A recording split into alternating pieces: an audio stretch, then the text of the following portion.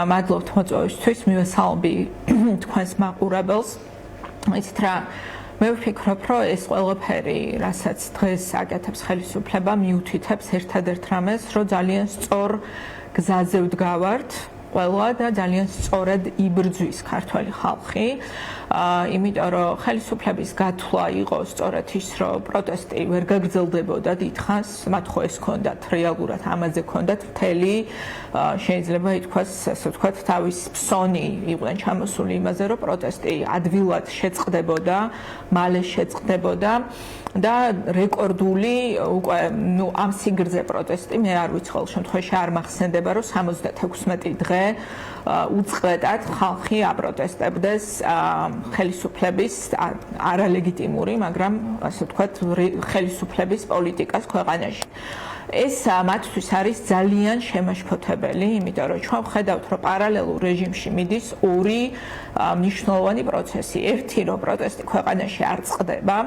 და მათ შორის ამ პროტესტის დამსახურებით ვხედავთ, რომ იზოლაცია საერთაშორისო ამ რეჟიმის ყოველდღე ფაქტიურად იზრდება და ყოველდღე ახალი რეალობის წინაშე არიან ისინი, რომ არავინ არ აპირებს, რომ აღიაროს როგორც ლეგიტიმური ის გაყალბებული არჩევნები და რუსული სპეცოპერაცია, რომელიც ჩატარდა ოქტომბერში გასული წლის ჩვენს ქვეყანაში. აი ძალიან საინტერესოა, მაგალითად, გუშინ ის განცხადება, რომელიც გააკეთა ევროსაბჭოს ადგილობრივი ხელისუფლებების კონგრესის ბიურომ, რომელიც სპეციალურად ჩამოვიდა საქართველოში და ისინი დიდხანს ფიქრობდნენ საერთოდ ღირდა თუ არა ჩამოსვლა, მაგრამ ჩამოვიდნენ, რომ ადგილზე შეესწავლათ ვითარება და რა განცხადება გააკეთეს მათ. განცხადება არის მარტივი, რომ თუ არ შეიცვლება საარჩევნო გარემო და ახალი საპარლამენტო არჩევნები არ ჩაინიშნება, ადგილობრივ არჩევნებს ოქტომბერში არანაირი ასე ვთქვათ, შედეგის მოტანა ქვეყნისთვის არ შეუძლია და ეს არის ძალიან მნიშვნელოვანი გზავნილი, იმიტომ რომ ქართული ოცნება დღეს ცდილობს გავეშებული ორ რამეს. ერთი, რომ ჩაახშოს ქვეყანაში პროტესტი და მეორე, შექმნას რეალობა, რომ აი შემდეგი არჩევნები არის ადგილობრივი არჩევნები და ჩვეულებრივ რეჟიმში ამ ადგილობრივ არჩევნებზე ვისაც უნდა მონაწილეობა, მიიღოს მონაწილეობა და ყველაფერი, არ ვიცი, თითქოს რაღაც ნორმალიზაცია უნდა და ამის შესაძლებლობას მათ არ აძლევს პროტესტი, არ აძლევს საერთაშორისო წნეხი. ეს ორი არის ურთიერთკავშირში. განსაკუთრებით მნიშვნელოვანი არის მათთვის, რომ პროტესტი გადატეხონ და ჩაახშონ იმ დროისთვის, როდესაც ახალი ადმინისტრაცია ვაშინგტონში უკვე, ასე ვთქვათ, მთელი ყურადღებით დაიწყებს მუშაობას საქართველოს, ასე ვთქვათ, მიმართულებით პოლიტიკაზე და ამიტომ არის, რომ ყოველი განგრძობითი დღე პროტესტის მათთვის არის ძალიან დამაზიანებელი. მე ამიტომ მინდა ვუთხრა პირველ რიგში თქვენი ეთერიდან მივმართო ჩვენს საზოგადოებას. დღეს საზოგადოებრივ პროტესტზე გადის ამ ქვეყნის ბედი და ეს იცის ხელისუფლებამ. ამიტომ ცდილობენ ისინი ამ პროტესტის გატეხვას, ამიტომ არის მნიშვნელოვანი, რომ პროტესტი გაგრძელდეს და შაბათს არის გამოცხადებული დიდი თავყრილობა ევროპის მოედანზე უნდა შევიკრიბოთ ყველა, ვისთვისაც მნიშვნელოვანია არა მხოლოდ ევროპული მომავლის ამ ქვეყნის გადარჩენა, არამედ სახელმწიფოს გადარჩენა საქართველოსი და ეს უნდა იყოს ხალხმრავალი შეკრება. ეს არის ძალიან მნიშვნელოვანი, იმიტომ რომ მე მინდა რომ ყველას ესმოდეს, რომ დღეს თუ რეჟიმმა დაინახა, რომ დაშინების ტაქტიკამ, ძალადობის ტაქტიკამ გატეხა საზოგადოება, ჩვენ სხვა დაცვის ხაზი, გარდა საზოგადოების სიმტკიცისა დღეს ქვეყნის გადასარჩენად არ გვაქვს და ამას ხვდება საზოგადოება და მათ შორის გუშინ ნახეთ, რომ მიუხედავად წინააღმდეგობისა, მორიგჯერზე გადაიკეტა რუსთაველის გამზირი პროტესტის მონაწილეების მიერ და ეს პროცესი უნდა გაგრძელდეს, რაც მეტი იქნება ჩვენი წინააღმდეგობა, მეტი იქნება მათ შორის წნეხი ამ რეჟიმზე, მათ შორის ჩვენ ნახავთ ევროპარლამენტის მიერ მიღებულ რეზოლუციას, რომელიც ამ კვირაში ძალიან ნაცელს გახდის, რა ელოდება ამ რეჟიმს თუ დროულად არ ჩანიშნა ახალი საპარლამენტო არჩევნები. კი ბატონო, ქალბატონ სალომე, აი როდის შეიძლება მოექცეს ჩვენი სტრატეგიული პარტნიორი შტატების მხრიდან უფრო მეტად რაღაცა ყურადღების ცენტრში ჩვენს ქვეყანაში, საქართველოში მიმდინარე საკითხები, მესმის რომ რაღაცა ყველა მათ შორის ქართული ოცნება ყველაზე მეტად ელოდებოდა კონკრეტულ თალიხს 20 იანვარს, ახლა ვიცით რომ არის რაღაცა ადმინისტრაციის დაკომპლექტება, ბევრად უფრო ასევე სხვა საკითხებით, რომელიც ბუნებრივია ტრამპის ადმინისტრაციისთვის არის რაღაცა ნომერ პირველი, მეორე ან მესამე ამბავი, ხო, მაგრამ აი ჩვენი რეგიონიდან გამომდინარე საქართველოსთან მიმართებით როდის შეიძლება ველოდოთ უკვე უფრო მკაფიო ჩამოყალიბებულ პოზიციას ახალი ადმინისტრაციის მხრიდან. ხო, პირველ რიგში მე მინდა ვთქვა, რომ ის რომ ახალი ადმინისტრაცია ჯერჯერობით აგრძელებს, ასე ვთქვათ, იმ პოლიტიკას, რაც იყო, იმიტომ რომ სანქციები რჩება ძალაში და ტყუილი, რომელსაც ქართული ოცნება ცდილობდა, რომ შეესაღებინა ხალხისთვის, რომ აი ახალი ადმინისტრაცია მოვა და გაუქმდება ის სანქციები, რომელიც უკვე არის დაწესებული და მე ყველას მინდა ყოველდღე შევახსენო, რომ ჩვენ დღეს ქვეყანაში რეალურ პოლიტიკურ ძალაუფლებას ფლობს კაცი, რომელიც არის სანქცირებული ვაშინგტონის მიერ, ამერიკის შეერთებული შტატების მიერ, როგორც რუსეთის ინტერესების გამტარებელი ოლიგარქი. ბიძინა ივანიშვილი არის სანქცირებული როგორც რუსეთის მოკავშირე, ეს სანქციები რჩება ძალაში და ვხედავთ, რომ ამ თვალსაზრისით გრძელდება ის პოლიტიკა, რაც იყო. მე მაქვს მოლოდინი, რომ მათ შორის იმის გათვალისწინებით, რომ დღეს პრიორიტეტი არის უკრაინის საკითხი, მიუხედავად ამისა, ძალიან მალე ჩვენ ნახავთ შემდგომ ნაბიჯებს ახალი ადმინისტრაციის მხრიდან, განსაკუთრებით მაშინ, როდესაც ჩვენ ვხედავთ რამხელა მხარდაჭერა აქვს რეჟიმზე ზეწოლის გაზრდას ამერიკის შეერთებული შტატების საკანონმდებლო ორგანოდან, სადაც ფაქტიურად, ასე ვთქვათ, ყოველდღიურ რეჟიმში გეთდება განცხადებები, სადაც არის დაინიცირებული 2 კანონპროექტი, 2 რეზოლუცია საქართველოსთან მიმართებაში, ერთი არაღიარების აქტი და მეორე მეგობარი აქტი. არანაირი გზები და არანაირი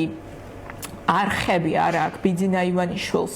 დღეს ამ ზეწოლის რეჟიმის შესაცვლელად ამერიკის შეერთებული შტატებიდან, რაც შეეხება ევროკავშირს, მე შემიძლია გითხრათ, რომ მთელი კვირა გავატარე ბრიუსელში, მქონდა შესაძლებლობა, რომ ერთის მხრივ გამეჟღერებინა ჩვენი პოზიციები იმასთან დაკავშირებით, რომ ნამდვილად მოლოდინი არის ქართული საზოგადოების, რომ კიდევ უფრო გაიზარდოს ზეწოლა ევროკავშირის მხრიდან რეჟიმზე და მე დარწმუნებული ვარ, რომ ეს პოზიცია იმასთან ერთად, რომ პოლიტიკური პატიმრები და მათ შორის მზია ამაღლობელი სწრაფად უნდა გათავისუფლდნენ, გაჟღერდება რეზოლუციაში, რომელსაც დაამტკიცებს ხუთშაბათს ევროპარლამენტი და მე შესაძლებლობა მქონდა ყველა პოლიტიკურ ჯგუფთან ხანგრძლივად, ასე ვთქვათ, ქონოდა საუბარი იმაზე, თუ რა არის მოლოდინი ქართველი ხალხის ამ რეზოლუციასთან დაკავშირებით. კაფიო არაღიარების პოლიტიკა, სანქციების შემოღების პოლიტიკა რეჟიმთან მიმართებაში და დახმარება დემოკრატიული, ასე ვთქვათ, მოთამაშეებისთვის ქვეყანაში ევროკავშირის მხრიდან, იქნება ეს თავისუფალი მედია თუ არასამთავრობო დამოუკიდებელი ორგანიზაციები და დარწმუნებული ვარ, რომ ეს ყველაფერი აისახება ამ რეზოლუციაში, თუმცა ამის პარალელურად ძალიან საინტერესო პროცესი მიდის აღმასრულებელ, ასე ვთქვათ, რგოლშიც ევროკავშირის შესაბამისი უწყებების, მათ შორის განიხილება რა შეიძლება იყოს გამოსავალი, რომ მოხდეს იმ პოლიტიკის ქვეშ მოქცევა რეჟიმის, რომ არ მიეცეს შესაძლებლობა რუსეთის საყრდენ ვიქტორ ორბანის რეჟიმს, რომ ასე ვთქვათ, დაბლოკოს ერთიანი სანქციების პოლიტიკა და მე დარწმუნებული ვარ, რომ ჩვენ უახლოეს კვირებში ვიხილავთ ასევე ახალ ინიციატივებს ევროკავშირის მხრიდან ჩვენი ქვეყნის დახმარების, დემოკრატიის გადარჩენის და რეჟიმზე ზეწოლის გაზრდის მიმართულებით. ასე რომ ეს ყველაფერი საერთაშორისო წნეხი მიდის ძალიან სწორი მიმართულებით. ვფიქრობ, რომ ძალიან მნიშვნელოვანია ეხლა, რომ ეს არალეგიტიმური პარლამენტი ასევე გახდეს არაქმედუნარიანი და ამისთვის დაიცალოს საერთოდ ყველა ოპოზიციური არა, ვიტყოდი გამარჯვებული პოლიტიკური ძალებისგან 4 პოლიტიკურმა ცენტრმა მოიპოვა გამარჯვება, რომელიც ჩვენ მოგვპარეს. დღეს 3 მათგანი აღარ არის წარმოდგენილი არალეგიტიმურ პარლამენტში. მნიშვნელოვანია, რომ იქ არავინ არ იყოს დარჩენილი, მათ შორის ამით ჩამოვიდეს რაოდენობა პარლამენტის წევრების 100-ის ქვემოთ, რაც უკვე კონსტიტუციის თვალსაზრისითაც არაქმედუნარიანად აქცევს ამ არალეგიტიმურ ორგანოს და შესაბამისად მათ შორის გაიზრდება ჩვენი, ასე ვთქვათ, პოზიციების გაძლიერდება გარესამყაროსთან ურთიერთობაში, მათი მხრიდან ზეწოლის გაზრდის მიმართულებით. ვხედავთ, რომ ახალი არჩევნების ჩანიშვნა ეს არის, ასე ვთქვათ, მზარდ რეჟიმში არის წარმოდგენილი საერთაშორისო დღის წესრიგში და ამის ნათელი დადასტურებაა გუშინდელი განაცხადი ევროსაბჭოსი, რომელიც საზოგადოებამ მოისმინა. კი ბატონო, ქალბატონ სალომე, აი საერთაშორისო პარტნიორებთან რამდენად გაქვთ დიალოგი და კომუნიკაცია იმ კუთხით, რომ ახალი არჩევნების ჩატარება აუცილებელია, მაგრამ აუცილებელია ახალი არჩევნები ჩატარდეს სხვანაირად და სხვანაირად რას გულისხმობ, თუ ისევ სუსი, პროკურატურა, არ ვიცი, ცენტრალური საარჩევნო კომისია, ნუ ფინანსური და ადმინისტრაციული რესურსი რომ აქვს ოცნებას ეს ისედაც ვიცით, ეს თუ კვლავ დარჩა ბიძინა ივანიშვილის ხელში, უნებრივია ისევ რთული იქნება მისი არჩევნების გზით დამარცხება. ხო, აი პარტნიორებს რამდენად ელაპარაკებით ამ კუთხით, რომ მნიშვნელოვანია მანამდეც რაღაც დათმობებზე წამოვიდეს ივანიშვილი. ეს რა ძალიან მნიშვნელოვანი არის ეს საკითხი, იმიტომ რომ არჩევნების ტექნოლოგია და ის რომ არჩევნები ასე ვთქვათ, როგორ გაყალბდა ამ ქვეყანაში, ეს გამოწვევა არ არის მხოლოდ საქართველოსთვის, ხო? იმიტომ რომ ჩვენ ვიცით, რომ რუსეთის ჩარევა საარჩევნო პროცესში არის ევროპისთვის პირველ რიგში სერიოზული გამოწვევა, იმიტომ რომ საქართველო არ არის ერთადერთი ქვეყანა, სადაც რუსეთი ცდილობს არჩევნებში ჩარევის სპეცოპერაციის გზით მოახდინოს საკუთარი პოლიტიკური ინტერესების დაცვა და ასე ვთქვათ, განხორციელება ამ პოლიტიკური ინტერესების. ამიტომ ერთი რამ შემიძლია გითხრათ, რომ ჩვენ ძალიან ბევრს ვესაუბრებით, მათ შორის ევროკავშირის წარმომადგენლებს არჩევნების ტექნოლოგიებზე,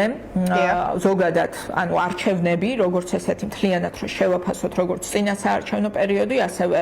უშუალოდ არჩევნებში მონაწილეობა და კენჭისყრის და ასე შემდეგ, იმიტომ რომ ის საფრთხეები, რაც გამოვლინდა საქართველოში, ეს არ არის მხოლოდ ჩვენთვის გამოწვევა, ეს არის მათ შორის ევროკავშირისთვისაც გამოწვევა, რომ იქნას გაგებული უკეთესად, როგორ, ასე ვთქვათ, როგორ მანიპულირებს რუსეთი დღეს საარჩევნო სისტემას საკუთარი ინტერესების დასაცავად. ამიტომ, რა თქმა უნდა, ცხადია, რომ ამაზეც ჩვენ გვაქვს მათთან ბევრი საუბარი და მეტიც მათი მხრიდანაც ჩანს, რომ ეს არის მათ ინტერესებში, რომ უკეთესადაც გაერკვან და უფრო მკაფიოდ იყოს გამოხატული, ასე ვთქვათ, კონკრეტული მოთხოვნები. გარდა პოლიტიკური მოთხოვნისა, რომ არჩევნები უნდა დაინიშნოს ახალი, ასევე რა ასე ვთქვათ, ცვლილებები არის საჭირო იმისთვის, რომ სხვანაირი არჩევნები მივიღოთ ჩვენ, იმიტომ რომ ერთ რამეს ვიტყვი, რომ საქართველოში არჩევნების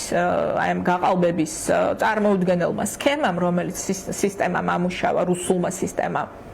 ასევე გამოავლინა გარკვეული პრობლემები დაკვირვების მექანიზმებში, ხო, რომელიც საერთაშორისო თანამეგობრობას აქვს არჩევნების პროცესზე, იმიტომ რომ რუსები მიდიან თავისი რაღაც გზით და საერთაშორისო სადამკვირვებლო ორგანიზაციებმა ფეხი უნდა აუწყონ ახალ გამოწვევებს იმისთვის, რომ უფრო ეფექტიანად დაიცვან დემოკრატიული სისტემები რუსული ჩარევისგან და ის, რაც საქართველოში მოხდა, ეს არის კლასიკური შემთხვევა რუსული სპეცოპერაციის, ევროკავშირის და დასავლეთის წინააღმდეგ, როგორ გამოიყენო დემოკრატია იმისთვის, რომ შენი საკუთარი ინტერესები გაატაროს სწორედ დემოკრატიული, ასე ვთქვათ, პროცესის манипуляციის გზით და ამ თვალსაზრისითაც ჩვენ ძალიან ბევრს ვესაუბრებით და ვემუშავებით საერთაშორისო საზოგადოებას, თუმცა აქ საუბარი არის იმაზე, რომ მთავარი გარღვევა, რაც უნდა ჩვენ მოვიპოვოთ, ეს არის ახალი საპარლამენტო არჩევნების დანიშვნა, იმიტომ რომ ჩვენ ვხედავთ, რომ რეჟიმი, რომელიც საქართველოში მოქმედებს და არაფერ ახალს არ იგონებს, ეს რეჟიმი, მათ აქვთ დაწერილი უბრალოდ ინსტრუქცია, რომელსაც უგზავნიან თავისი რუსი ხელმძღვანელობა, იმიტომ რომ ეს გზა რუსეთს აქვს გავლილი, ბელარუსს აქვს გავლილი, ანუ ცნობილი არის ძალიან კარგად ის მეთოდოლოგია და ის ნაბიჯები, რომლითაც ხდება ქვეყანაში დემოკრატიის გაუქმება და ასე ვთქვათ, ჩამოშლა ხო, სრულიად დემოკრატიული ინსტიტუტების და ეს დავალებები მათ მოძდით და ისინი ცდილობენ ეს დავალებები შეასრულონ რაც შეიძლება სწრაფად. ამიტომ დროს აქვს ძალიან დიდი მნიშვნელობა, რომ ჩვენ დროულად მივაღწიოთ კაფე ოპოზიციონირებას, რომ ახალი არჩევნების მოთხოვნა ეს არის ყველას მოთხოვნა და ამისთვის არის მნიშვნელოვანი, რომ პარლამენტში აღარ დარჩეს არავინ გარდა რუსული ოცნებისა, იმიტომ რომ სანამ პარლამენტში ვინმე არის ფორმალურად, გავიგე რომ ფიზიკურად არ არის წარმოდგენილი, ფორმალურად სანამ იქ ვინმე არის წარმოდგენილი, ეს ხალხი, ვინც იქ რჩება მანდატების დონეზე, ქმნის განცდას, რომ არსებობს რაღაცა სივრცე, რომ შეთანხმება შეიძლება რამე სხვაზე მოხდეს გარდა ახალი არჩევნებისა და მაშინ, როდესაც ევროკავშირის, ევროსაბჭოს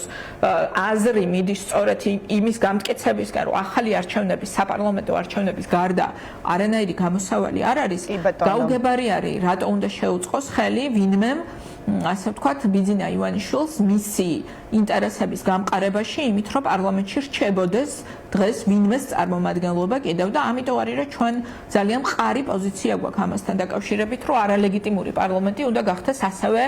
ქმედ უუნარო, იმით რომ 100 დეპუტატზე ქვემოთ ჩამოვიდეს იქ წარმოდგენილი მანდატების რაოდენობა, იმიტომ რომ კონსტიტუციის თანახმადაც კი ეს პარლამენტი მაშინ იქნება ქმედ უუნარო და არა მხოლოდ არალეგიტიმური. კი ბატონო. მადლობა, ძალიან დიდი მადლობა ქალბატონ სალომე, მადლობა იმისთვის, რომ დაგვითმეთ დრო და მიიღეთ გადაცემაში მონაწილეობა.